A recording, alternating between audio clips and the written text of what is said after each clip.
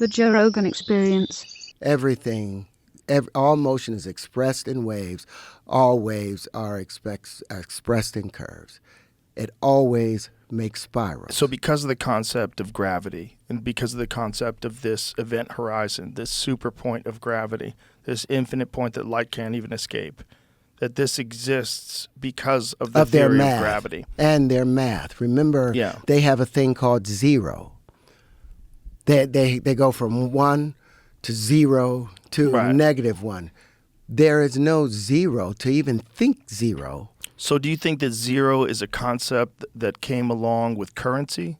It should be attached to currency in that regard, because in physics, it's either nothing remains still. There's nothing still in the universe. There's nothing that doesn't have motion because everything is connected. So if one thing is still, everything that's connected to it has to be still. There can never be one thing still. So as electricity tries to get to its balanced state, right when it gets there, magnetism takes over and it pushes over. So there's this pendulum. And as soon as it gets to this state, it bounces off that other noble gas and it makes its way all the way back over here and it's about to have equanimity, and then it gets pulled back into the other direction. And that's the breathing in and breathing out and the pendulum effect that we've all observed in natural phenomena in the universe. And that's a part of everything. Everything behaves that way. Every one of our cells. Comes down to our cells are made up of water, mostly water, 80%, 90% water somewhere. Water is hydrogen. Hydrogen has 12 vortices that's behaving with it, 12 opposing vortices. So what, in your model, what happens to these suns when they supernova? Everything gets old and die. Everything gets old and die. And does everything recompress? Has to. And you breathe out, what happens to that air? Another plant breathes that air in. So would this be the universe itself? Would it be galaxies? Would it be... Everything behaves the same way. So as the sun expands and projects and ejects particles, they expand, they go further and further from the sun, and at a certain point, they come back. Well, at a certain point, what do they hit? There's other expanding stars and so like waves colliding. Yes, and from retreating. the other star systems, they have an expanding. What is the thing? The solar wind. They have expanding solar winds. Mm-hmm. So when they meet, our star meets the solar wind from another star at that end of that spot. Now there's two pressure conditions. So you have another Lagrange spot that's happening there. That's when those waves start coming back, but they get hit, and if they hit at 120 degrees, because that's how the universe is arranged, now these things become electric. So they, instead of coming from the planar side and expanding out at the equator, they now come back up from the northern and southern parts. So does this account for stellar nurseries? Yes. All of these things are just pressure conditions hitting each other. And they're causing that. That's where the Birkeland currents are running through, those higher electrical fields. But everything in the universe is just electricity.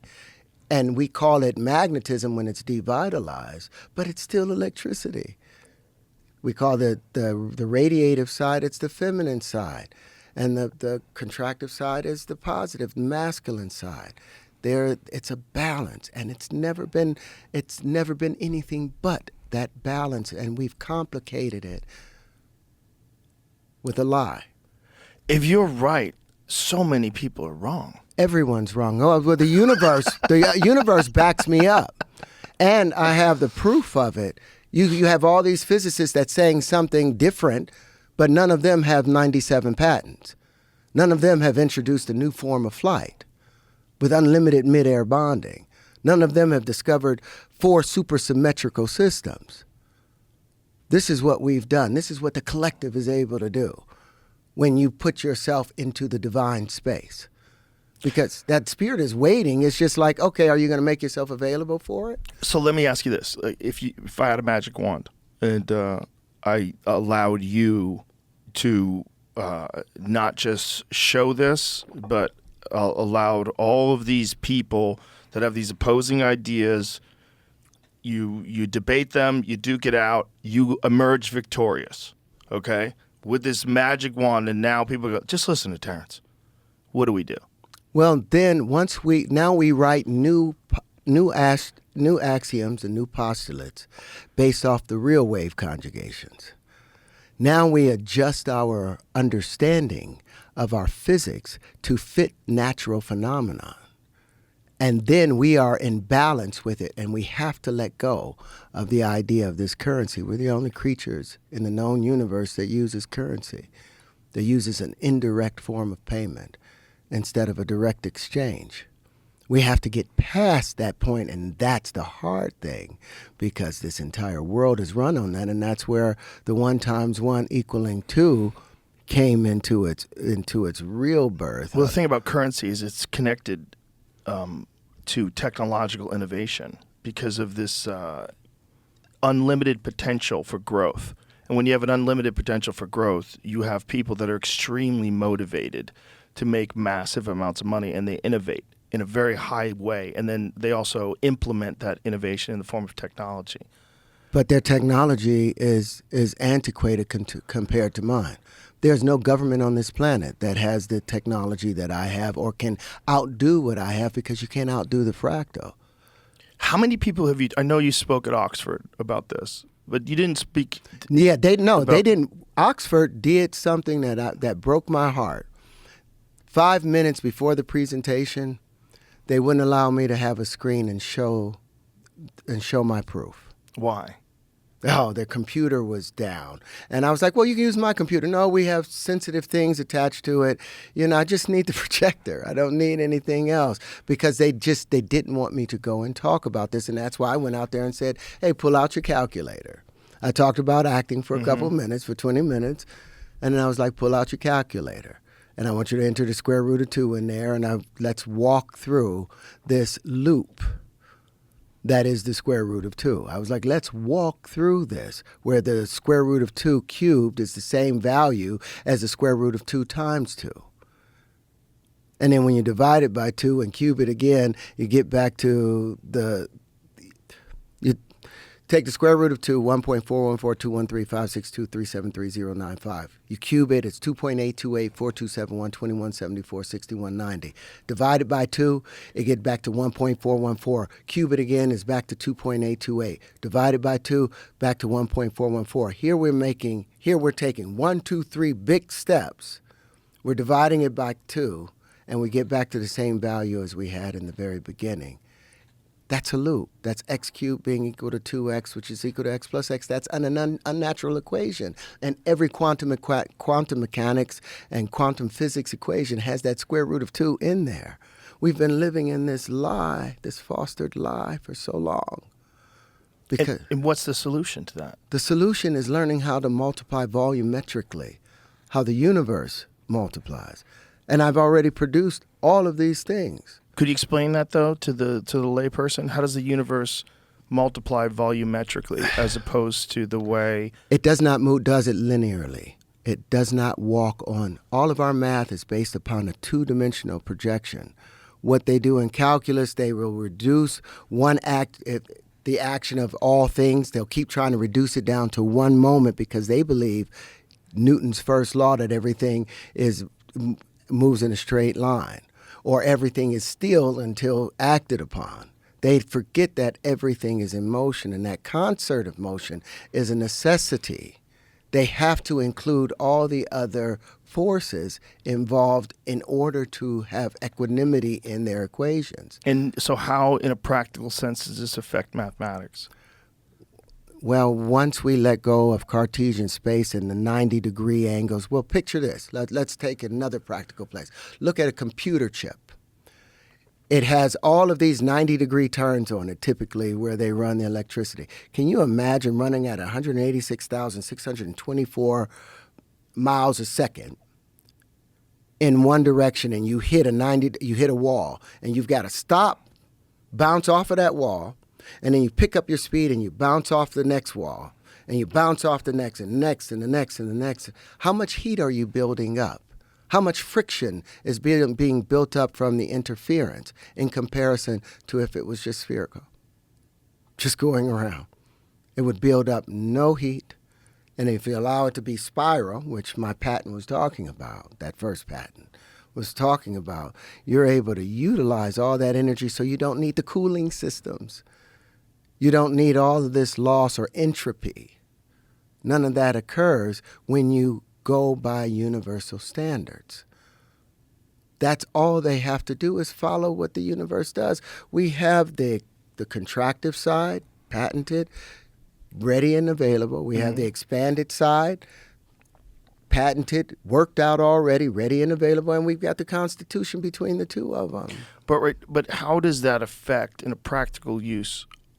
If you're using math on a calculator, what is wrong with what the calculator is saying? The calculator right now is still saying that we're on a linear path, and it's just multiplying things in a compartmentalized space. So by reductionist viewpoint, by breaking things down to simple numbers, that you really can't just do that. You can try to do it, but it's like the piano. Remember the piano, the earlier pianos, they had, before they compartmentalized, and everything was, remember that everything in the universe expands as a sphere. Everything. Even music expands as a sphere. But what they did with the piano is they took all the 12 notes and then they just start them all over again instead of accounting for the expansion, that space. So you would never, if you're looking at the periodic table, you would never get to the titanium or to the rubidium or to the cesium because they would all keep it with just the 7 tones. They don't allow for the necessary expansion, so you don't have all of these other isotopes to use because they keep things here. You don't allow your child, nope, you're not going to get taller. I need you to stay just at 4 feet. That's the height. That's how high you can go. You will not be allowed to grow further. And we naturally keep growing and expanding out. So they have to allow that, but their math doesn't allow it because it believes in a 2-dimensional space. And remember, there are no 2-dimensional spaces because in order for anything to be perceived, it has to be measurable. And measurable needs 3 dimensions, but it actually needs 4. It needs your perspective. You are the 4th dimension, and that's what Walter Russell also talked about, that it was 4 things coming together. And that's what woke me back up, and I was like 4 bubbles meeting. But he still believed in the idea of straight lines. He was still hemmed in by it. And he's right, there becomes a cube sphere. There comes a point where everything comes together. But even, hold on, I'm going to try and pull up. Is it because that we can create straight lines that we get confused? We can't create it because even when you look at it under an electron microscope, you'll see all the little curved dots that make it up. There are no straight lines. Like if you look at this. Right, even in a box. If you looked at this, you'll say, oh, that's a square right there. Right in the middle. Sure. You'll see that square happening right there. Uh-huh. But if you look at it from the side, from its real perspective, you see that it's not. The straight lines are an illusion. Again, we are being fooled by our senses because there is no motion in the straight line. So all these homes that they're building, and they keep wondering, why do they keep blowing over? Why don't you make the homes look like a mushroom? Follow the curvature of nature, and you won't have to worry about rebuilding them in hurricane zones or in tornado zones. It'll go right over it. They don't make airplanes that's just a straight box. They've allowed it to be aerodynamic and curved. They moved away from the straight lines in that aspect. In boats, they don't have the Noah's Ark moving across like they don't do that. Like I said, no man would be attracted to a Cartesian woman. To a Euclidean woman, something just straight like this. We need the curvature, like Alan Watts said. We need the wiggles. We like the wiggles attached to it. Yeah, that makes sense about homes. Why does. do they keep making them flat when? And they keep getting blown over. I don't know what the fuck. Because they're easy to make. They're easy to make, but it's easier to make the curved ones. It would be much simpler to do it, but all of our technology is built on these bricks of the platonic solid. So now we have new building materials with what I've introduced. Entirely new building materials that we can use that have proven, and it's super symmetrical, that you don't have to just stay with the rectangle. Yeah.